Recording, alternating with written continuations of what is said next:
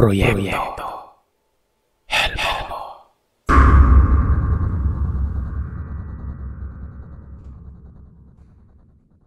Mapagpalang araw sa inyo, Sir Seth. Kwento at karanasan ito ng aking ama, ni Tatay Marcelino. Mula edad kabinataan hanggang sa magkapamilya na. Nangyari ito sa isang probinsya sa may Eastern Visayas.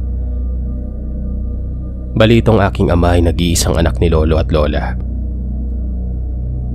Si Lola naman ay maagang namatay sa isang sakit noon, kaya hindi na nasundan si tatay. Ang aking amang Marcelino at Lolo Rodel ay naging magkatuwang sa lahat ng bagay noon. Mula pa pagkabata ay todo kayo ditong si Tatay Marcelino para tulungan si Lolo Rodel sa mga pagtatanim at mga gawaing makapagbibigay sa kanila ng makakain araw-araw. Hanggang sa isang araw, nag-uwi si Lolo Rodel ng isang bata. Ang totoong pangalan niya, Tiburcio. Kilala si Tiburcio sa lugar nila bilang isang ulila, kung saan-saan ito nakikitulog. Minsan ay inuutusan ito ng mga gawain kapalit ng pagkain. Ang sabi nila ay parang katutubo ata yung mga magulang ni Tiburcio. Tapos ay iniwan na lamang siya basta-basta doon sa lugar nila tatay at hindi na binalikan pa. Ayon kay tatay, kawawa daw talaga itong si Tiburcio dahil kadalasan natutulog lamang ito sa bangketa. At kapag tuyo naman ang mga irigasyon ay doon ito natutulog sa kanal na nakahiga sa dahon ng saging. Ang ginagawa na lamang ng iba ay inuutusan itong magbantay ng magdamagan sa mga kambing o kalabaw. At katabi niya ang mga hayop na ito na matulog. Kaya naman siguro dahil sa naghahanap si Lolo Rodel ng isa pang katuwang at isa pang maituturing na anak. Biro nga ni Lolo Rodel ay sawang-sawa na raw siya sa mukha ni Tatay Marcelino. Kaya parang maiba naman. Nung una, aminado si Tatay Marcelino na isa siya sa mga bumubuli o pinagkakatuwaan si Tiburcio nung hindi pa ito inampon ni Lolo Rodel. Pero magmula noong nasa poder na nila ito at nakilala niyang lubos si Tiburcio na 3 taon ang agwat ng pagkakatanda ni tatay sa kanya, ay nakahanap siya ng masasabing bunsong kapatid sa katauhan nito. Gumaan din ang gawain niya sa loob at sa labas man ng bahay. At kung minsan, siya pa yung boss-bossan ni Tiburcio. Kaya talagang laking pasasalamat niya sa kanyang bagong kapatid. Magmula din noon ay naging tagapagtanggol na ni Tiburcio si tatay. Maski sa paminsan-minsang pagpunta ni tatay sa sentro, kung saan may libreng pagtuturo ang mga guro, ay kasama niya si Tiburcio na tinuturing na niyang tunay na kapatid. Lumipas sa mga taon, nagbinata ang dalawa hanggang sa naging tama na ang edad sa pangangasawa. Si Tatay Marcelino ay nakilala ang aking inang si Nanay Lupe at nag-isang dibdib ang dalawa. Nagpatayo ng kubo si tatay at nanay katabi doon sa bahay nila Lolo. Kasama naman ni Lolo noong mga panahon na yon yung si Tiburcio sa bahay na yon. Doon sila nanirahang 4 na sa iisang lupa lang. Masaya naman at magkatuwang. Hanggang sa dinapuan ng sakit si Lolo Rodel. Ito din ang dahilan kung bakit yung ibang lupang sa kanila tatay at Tiburcio isinanla nila at hindi na natubos pa. Nagtira lamang sila ng lupang sakahan na sapat na sa kanila, pero sa kasawiang palad ay pumanaw pa rin si Lolo Rodel noon. Yun na ata ang grabe sa pinaka malungkot na pangyayari na nangyari sa dalawang ito. Lalong-lalo na si Tiburcio na halos wala atang gabing hindi ito umiinom at umiiyak. Nagdadrama kung gaano kalaki ang utang niya kay Lolo Rodel. At kung minsan pa ay takot na takot itong pinaalalahanan si tatay na mag-ingat dahil siya na lang ang natitirang mahal nito sa buhay. Binibiro na lamang ito ni tatay na sa kanya naman maiiwan ang ari-arian. Sabay magtatawanan.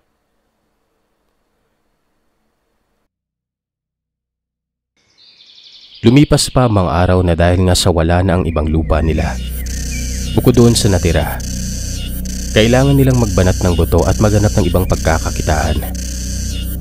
Kung ba minsan-minsan ay magkasama silang magkapatid, pero kung hindi tala pwedeng magsama sa iisang trabaho, ay madalas iilang araw silang hindi nagkikita.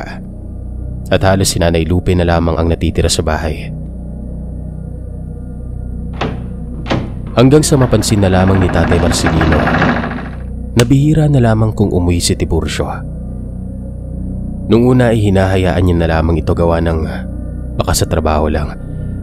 Tsaka good mood naman ito palagi at madalas pang mag-abot ng kung ano-anong pwedeng ulam.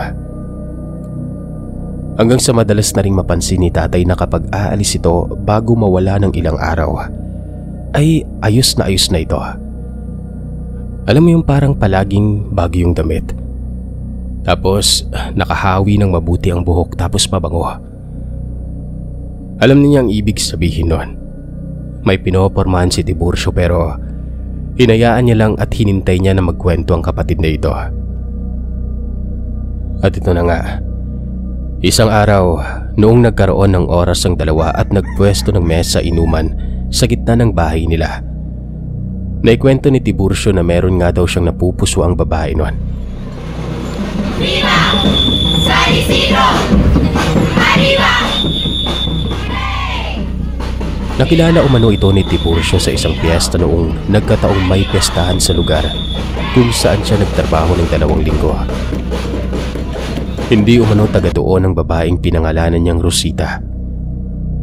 Bisita lamang din sa piyesta pero halos sila na ang magdamag na nag-usap.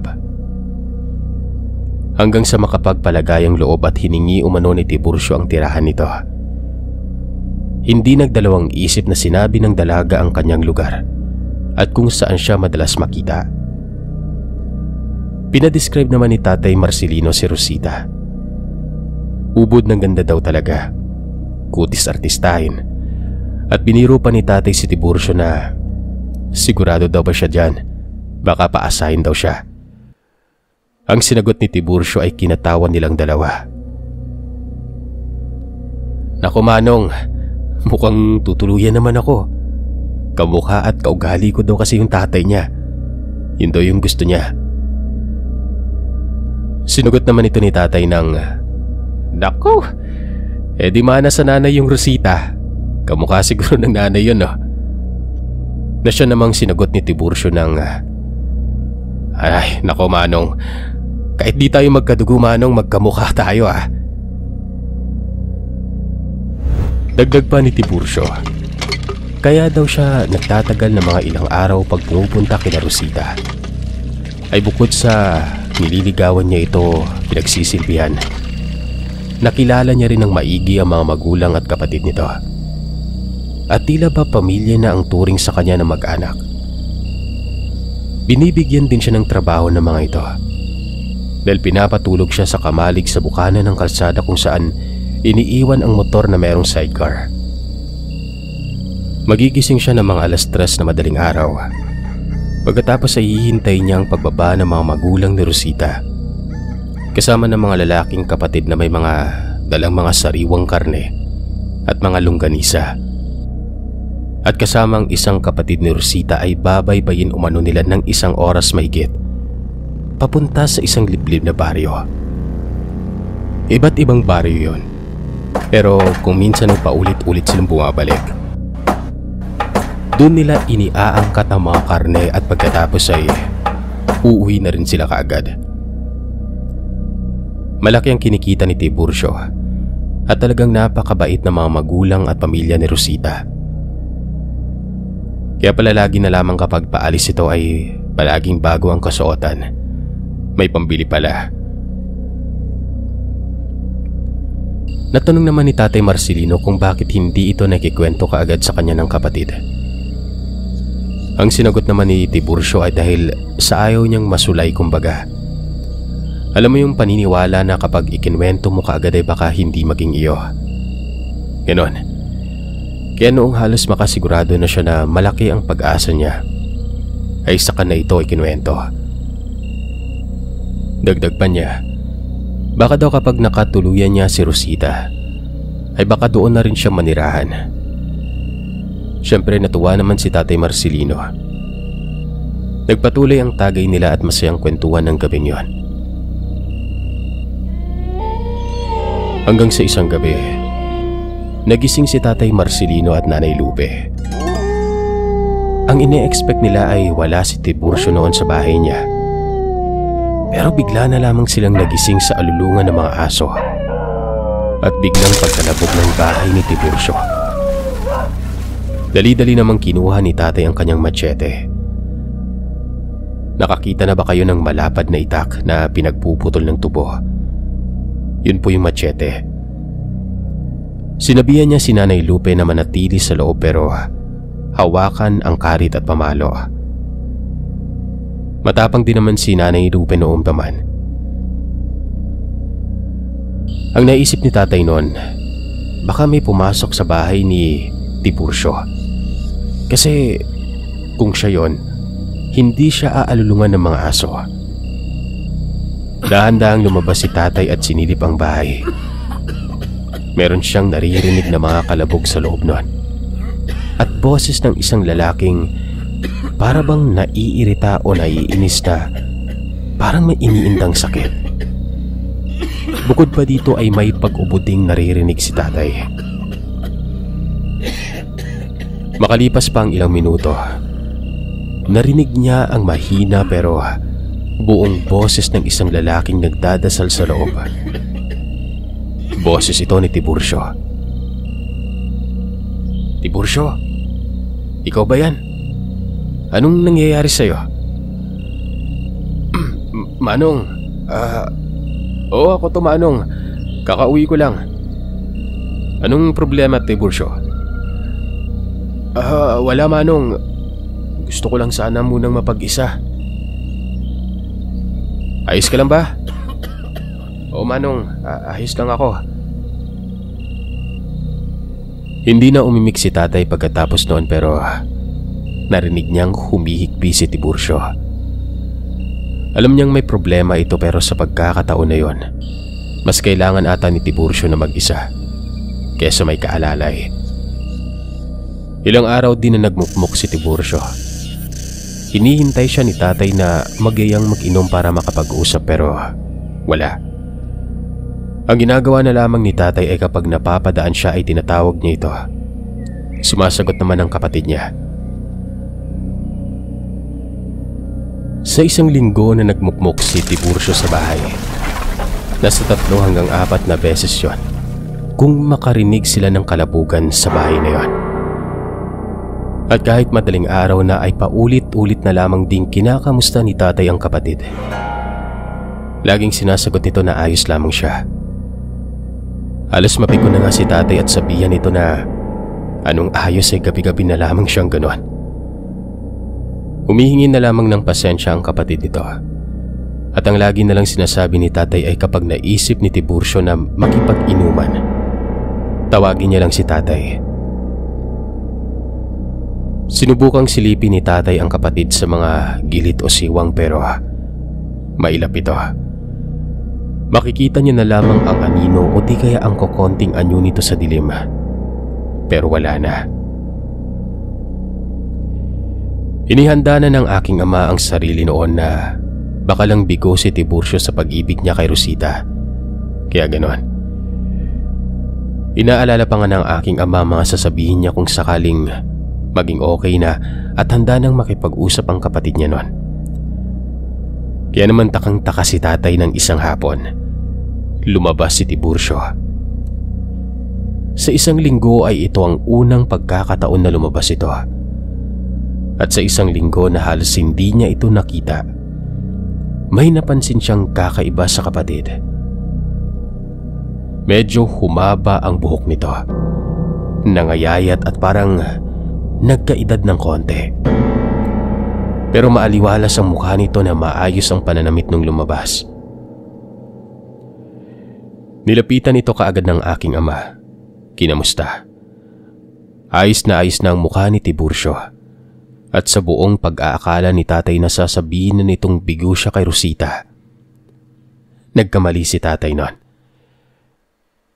Nagpaalam pa ito na aalis at babalik umano kina Rosita.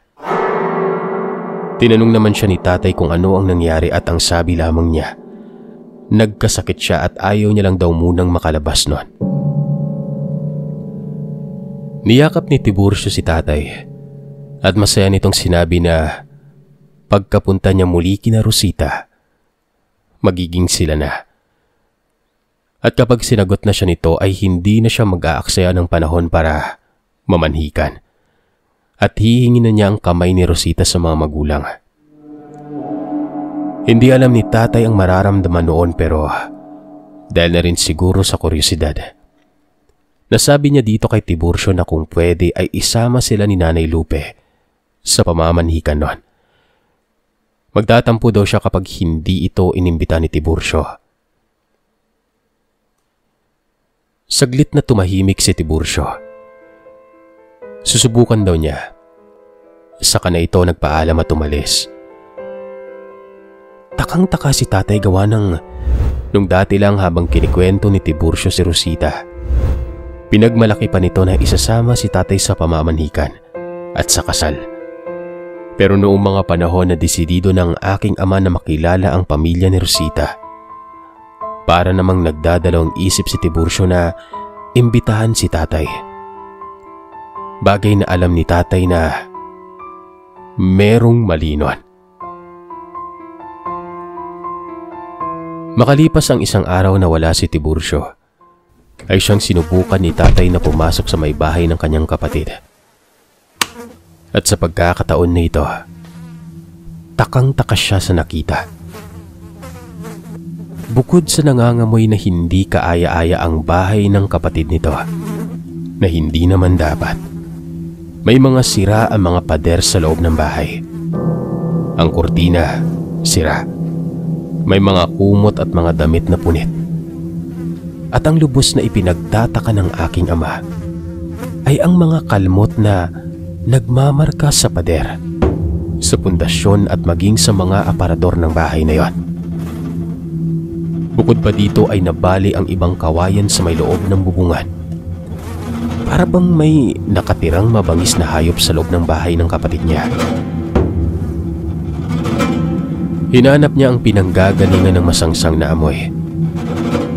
Bagamat natuntun niya kung ano ito, walang kung anong karneng pinanggalingan ng lansa, kundi ang isang damit na punong-puno umano ng maninilaw at nanunuyo ng dugo, na kahit tuyong-tuyo na nga, ay umaalingasaw pa rin ang amoy. Bukod pa dito, walang sinyalis na nagalaw ni Tiburcio ang panggatong niya o sinyalis na nakapagluto ito. Sa madaling salita ay mukhang wala itong kinain sa loob ng isang linggo. Alam niyang ilang araw pang mawawala ang kanyang kapatid. Inisa-isa ni tatay ang mga naging katrabaho ni Tiburcio. Sinuwerte naman niyang ang dalawa sa mga ito ay kakilala din nila.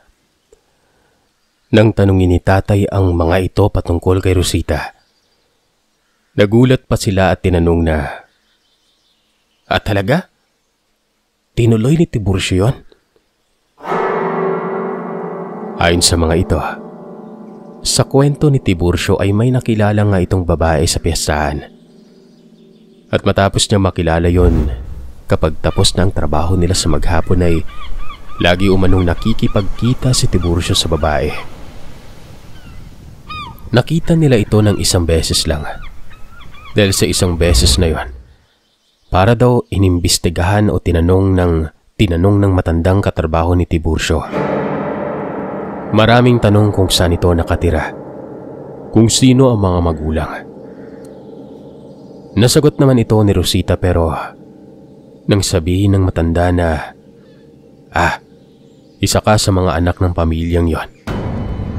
Tila ba na ilang na si Rosita noon at ayaw nang makipagkita kay Tiburcio kapag kasama ang mga katrabaho nito. Tapos nung isang araw daw na nagtatrabaho sila, ay sinabihan ng matanda si Tiburcio na mag-iingat kay Rosita.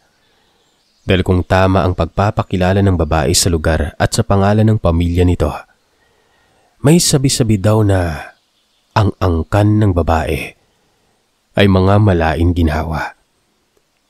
Aswang, mangkukulam, nanlalason. Pero syempre, inaway ni Tiburcio ang matanda. Sinabihan na mabait naman si Rosita. Hindi nga siya nilason at sa katunayan ay ginagabi pa siya ng uwi at nakilala niya na rin ang pamilya ng babaeng ito. Inggit lamang umano ang matanda dahil sa hindi ito nagkapamilya noon. Pero aminado ang dalawang katrabaho ni Tiburcio na maganda daw talaga si Rosita. Kaya nagtataka din sila kung bakit sa dinami-dami ng lalaking pwede niyang piliin na sa tingin naman nila ay maraming nanliligaw doon. Mas nagagawa ni Tiburcio na dumikit sa kanya. At ang huling habilin nila kay tatay, pag-ingatan mo yung kapatid mo, Marcelino. Baka mayanggaw yan. O hindi kaya gawing pagkain ng mga yan.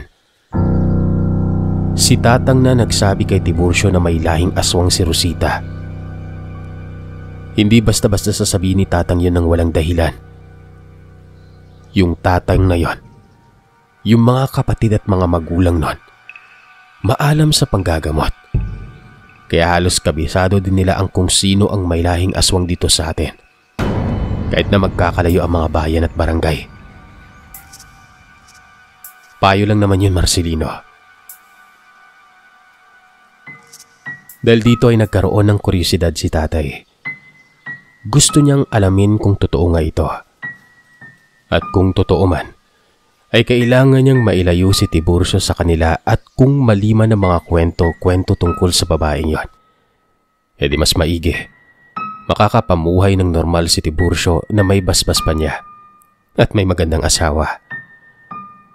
Pero paano? Paano niya mahahanap at mapapatunayan yon? Payo lang naman yun, Marcelino. Ang mga katanungan sa isip ni tatay, nasagot. Nang makalipas ang ilang araw ay umuwi si Tiburcio. Dala-dala ang balitang sinagot na siya ni Rosita. At sa loob ng 1 buwan, mamamanhikan sila. Nagpaalam na rin siya sa mga magulang at pamilya ni Rosita. Nakasama si tatay sa pamamanhikan. Pero maliban sa aking ama, wala nang iba pang dapat isama si Tiburcio sa pamamanhikan na yon. Kahit pa ang aking ina na si Lupe.